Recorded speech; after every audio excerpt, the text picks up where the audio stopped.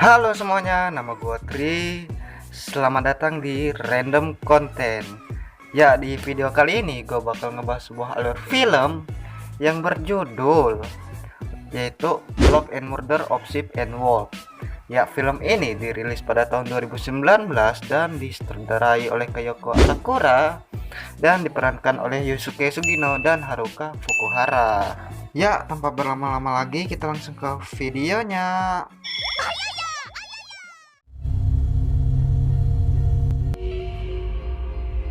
Di awal scene kita diperlihatkan dengan seseorang pria yang akan melakukan bundir atau bunuh diri karena tidak kuat untuk menjalani kerasnya hidup.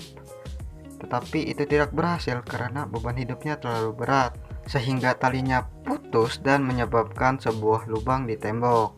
Melihat cahaya tersebut, ia pun mengintip ke ruangan sebelah dan terlihat wanita yang sangat idaman gua banget ini, cok. Melihat hal tersebut, ia pun mengurungkan niatnya lagi untuk bundir dan tetap untuk hidup melihat wanita yang sangat kawaii di sebelah ruangannya. Dan film Love and Murder of Sheep and Wolf pun dimulai. Pria tersebut pun kembali melihat wanita tersebut dengan rasa semangat sampai wanita tersebut pergi kuliah, dan kegiatan mengintip pun dilakukan terus-menerus dengan ekspresi muka cabul dan sange. Karena si wanita tiba-tiba menghilang, ia pun keluar untuk mengintipnya lebih dekat, sehingga wanita kawaii yang benar-benar kawaii melihat dirinya. Anjing, ini film Jepang pintar banget nyari pemeran-pemeran yang menyegarkan dan memanjakan mata pria. Anjing. Ternyata wanita tersebut mencari kakaknya. Karena kakaknya tidak menjawab, ia pun pergi meninggalkan sebuah makanan di sana. Lalu pria tadi pun mengambil makanan yang diletakkan. Karena makanan gratis, mana bisa nolak. Ketika menikmati makanan yang haram karena ia mencuri, si wanita sebelah ruangannya melihat dirinya. Nama wanita tersebut adalah Miyachi dan nama pria tersebut adalah Kurosu. Setelah itu, si wanita pun mengajak Kurosu makan bareng. Makan bareng pun berlangsung dan makan bersama pun selesai dengan hati yang berbunga-bunga. Esoknya, kegiatan mengintip dan makan bersama pun dilakukan sampai malam berlalu. Pada saat makan, Kurosu mengatakan mengapa Miyachi sangat baik kepadanya. Padahal si Kurosu ini beban. Si Miyachi berkata, kalau kita punya hubungan yang lebih baik, bukankah bagus? Ya bagus dong. Karena perkataan itu, ia pun mulai tobat untuk mengintip Miyachi lagi.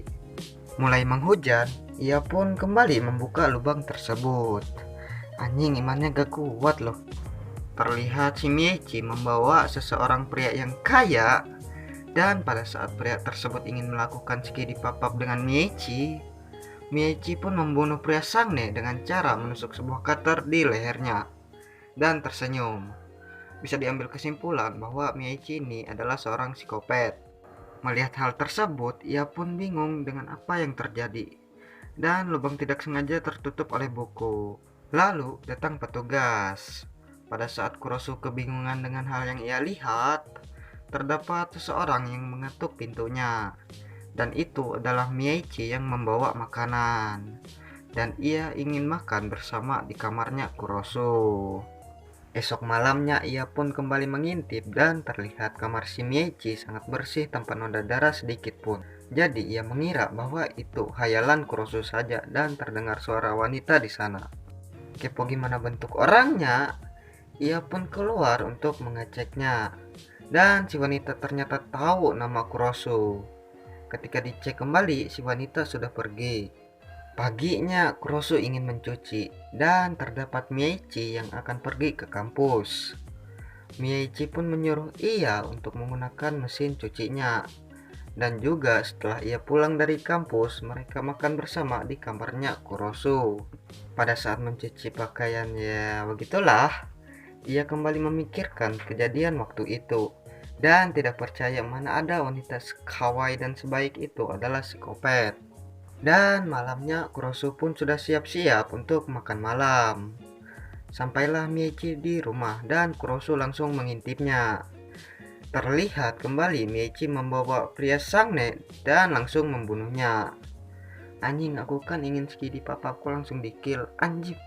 Kemudian ia pun mulai percaya bahwa itu bukan halusinasi dan teriak. Anjing, malah teriak loh. Mendengar teriakan itu, si Meiichi pun langsung menusuk cutternya tepat di lubang tembok. Sehingga ia kembali teriak dan kabur dari sana sekencang-kencangnya. Seperti biasa, psikopat pasti mengajar Kurosu sampai dapat. Dan sampailah mereka di atas gedung. Sebelum itu, Meiichi bertanya mengenai seberapa lama ia melihat Meiichi membunuh orang. Dan tidak menduga bahwa ia masih mau makan bersamanya. Setelah itu, ia pun menawarkan Kurosu mau dibunuh atau tidak. Karena dari awal ia memang mau mengakhiri hidupnya, tapi tidak berhasil. Ia pun langsung menyiapkan dirinya untuk di-kill. Ketika menuju ajal, Meiichi bertanya apa yang ingin disampaikan oleh Kurosu dari lubuk hatinya. Dan si Kurosu pun menjawab, yaitu berpacaran denganmu. Alas ya boy. Dan Meiichi pun berkata, oke. Tiba-tiba, oh my god, cok, pengen banget gue jadi Kurosu, acim. Karena hal itu, ia pun sange dan ingin menciumnya, tapi ia tidak boleh. Kalau ia melakukan itu, ia bisa dibunuh. Dan dari situlah mereka pacaran. Anjing, ini proses pacaran apa sih? Anjing. Paginya si wanita kawaii yang sebelumnya berbincang dengan kakaknya yang bersama kucing. Ketika Kurosu menggulung kabel, si wanita kawaii menyapa dirinya dan pergi dari sana. Si Meiichi pun melihat seberapa luas Kurosu mengintipnya dan makan bersama. Karena ia tidak ingin menjadi beban, ia pun bekerja di sebuah minimarket. Sampailah ia di kamarnya dan mereka berdua berbincang di tengah lubang. Meiichi pun mengajak Kurosu untuk mengantarnya esok. Esoknya Kurosu mengantar Meiichi ke kampusnya. Lalu terdapat mahasiswa yang menghampiri Meiichi. Dan ia pun menjadi sad boy ketika tahu Kurosu ini adalah pacarnya Meiichi. Sampailah ia di kelasnya dan Kurosu mengatakan bahwa ia sepertinya harus mengikuti ujian ulang untuk masuk universitas agar ia bisa menjadi laki-laki yang pantas untuk Meiichi. Tapi si Meiichi pun berkata, aku ini pembunuh loh, masih aktif lagi. Pulangnya, ia pun melakukan hobi seorang psikopat, yaitu membunuh tepat di depannya Kurosu secara terus-menerus.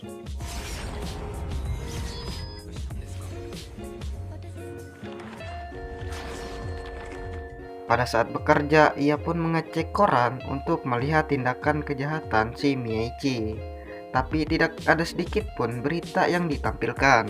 Pulangnya, Kurosu pun bertemu dengan orang yang bermain dengan kucing dan bertanya-tanya apakah ia suka kucing dan berbincang-bincang tentang kucing. Setelah itu, ia pun menghampiri Meiichi dan memberikan ia es kiko. Pada saat bekerja, ia pun bertemu dengan wanita kawaii yang kakaknya pencinta kucing. Wanita kawaii tersebut bernama Haruko. Karena waktu itu ia memakan makanan yang ia bawa untuk kakaknya, ia pun memberikan makanan yang dibeli secara gratis. Malamnya ia pun sampai di kamarnya dan kembali mengintip, tapi si Meiichi belum pulang dan memberitahu Kurosu bahwa ia pulang jam 10 malam. Meiichi pun sampai dan sudah terdapat korban untuk dibunuh, yaitu kakaknya Haruko. Melihat hal tersebut, ia pun kurang setuju karena apa kesalahan kakaknya Haruko. Sehingga Meiichi pun membunuhnya, tapi Meiichi don't give a shit dan langsung membunuhnya. Lah kok muncrat? Terlihat seorang petugas membersihkan tempat tersebut, dan juga terdapat wanita waktu itu yang mengetahui nama Kurosu. Ia pun langsung menuju ke kamarnya Meiichi. Sampailah ia di sana. Lalu si Kurosu bertanya, siapa Anda? Si wanita pun memperkenalkan dirinya, yaitu bernama Enmeji Raina. Kita sebut saja Mbak Raina, yang merupakan seorang yang membersihkan mayat dari tempat kejadian perkara. Selesai itu, ia pun mengajak Kurosu ke sebuah tempat.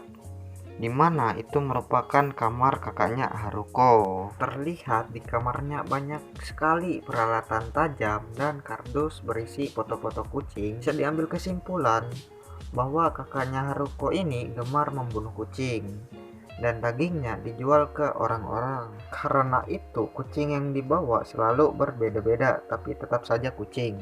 Begitulah alasan kenapa Michi membunuh kakaknya Haruko. Mbak Raina pun mengatakan bahwa Kurosu juga akan dibunuh karena jika Michi terlalu dekat dengan seseorang pasti alasannya pengen dibunuh. Esoknya Michi pun ingin bertemu dengan Kurosu, tapi setelah ia mendengar perkataan dari Mbak Raina tentang dia yang akan dibunuh, ia pun mencoba menghindari Michi. Tiba-tiba Michi datang melalui jendela dan terjadilah adegan yang saya pengen banget ada di sana. Sumpah, pengen gitu rasanya dipeluk oleh wanita kawaii dari belakang. Anjing. Tapi Kurosu kurang menyukai hal tersebut. Lalu Kurosu pun mengatakan bahwa membunuh seseorang itu tidak baik. Dan mengatakan bahwa ia tidak ingin melihat Michi membunuh seseorang lagi. Mendengar hal itu, si Michi pun pulang. Pada saat di jalan, si Kurosu ditangkap dan yang menangkapnya adalah Mbak Raina. Alasan ia ditangkap untuk mengajaknya bekerja sama. Scene pun berpindah, terdapat sebuah geng yang berlogokan lebah dan Michi pergi ke sana. Ternyata salah satu dari mereka pernah dibunuh oleh Michi. Mereka pun berencana untuk bekerja sama dengan Michi. Tapi Michi menolak dan ingin pergi dari sana. Lalu orang tersebut menyebutkan nama Kurosu dan akan mengajak Kurosu untuk bekerja sama dengan dirinya. Mendengar hal tersebut, ia pun menuju ke tempat kerjanya Kurosu dan pulang bersama. Scene berpindah lagi pada saat di perjalanan menuju pulang, terdapat orang yang menangkap Kurosu.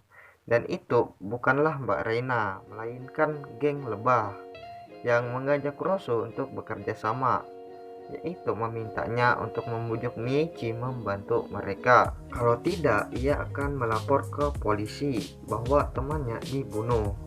Tapi si Kurosu tidak mau dan membuat goresan di pipinya Kurosu. Sampailah ia di kosan dan Michi melihat pipinya Kurosu terluka. Karena hal itu, ia pun ingin menuju ke geng lebah. Tapi Kurosu melarangnya dan mengatakan bahwa ia lebih baik mati daripada Michi membunuh orang. Tapi Michi ingin membunuh orang pada saat itu juga. Tapi karena sudah kecanduan, ia pun tidak mendengarkan perkataan Kurosu serta menyuruhnya untuk menutup lubang dan pergi dari sana. Kemudian Kurosu menuju ke tempat geng lebah dan barbar ingin melawan mereka sendirian. Karena ia kurang belajar bela diri, serangannya seperti orang yang lagi mabuk dan dengan mudah dikalahkan. Pada saat si ketua geng ingin membunuh Kurosu, datanglah Michi melakukan penyerangan 1 versus banyak orang. Dan gua nggak tahu 1 atau berapa banyak lah orangnya itu, intinya ia berhasil mengalahkan mereka semua dengan sangat easy boy. Alasan Kurosu datang yaitu mengira bahwa Michi membantu mereka untuk membunuh orang. Tapi Michi tidak membunuh orang dari meminta tolong, melainkan dari dirinya sendiri. Dan orang-orang yang dibunuh di jalan bahkan di kamarnya yaitu merupakan komplotan lebah. Lalu Michi berkata bahwa ia tidak akan membunuh orang lagi dan saling mengatakan suka. Dan yang ditunggu-tunggu berlangsung yaitu mereka bercipokan. Tapi sudah dikatakan sebelumnya bahwa jika Kurosu mencium Michi, ia akan dibunuh. Dan benar saja itu terjadi. Lah itu apa nani? Setelah kejadian itu Michi pun pindah kosan dan ada Mbak Raina di sana. Mbak Raina pun mengatakan kasihan sekali Kurosu dan akan membersihkan kamarnya. Kemudian terdapat Kurosu di sana. ternyata ia tidak mati. Anjing, ngapain ngomong gitu anjing? Tertipu juga saya menonton film ini. Setelah itu mereka pun pergi bersama dan Miyachi berkata bahwa ia akan berhenti membunuh dan berkenalan kembali, dan filmnya pun selesai.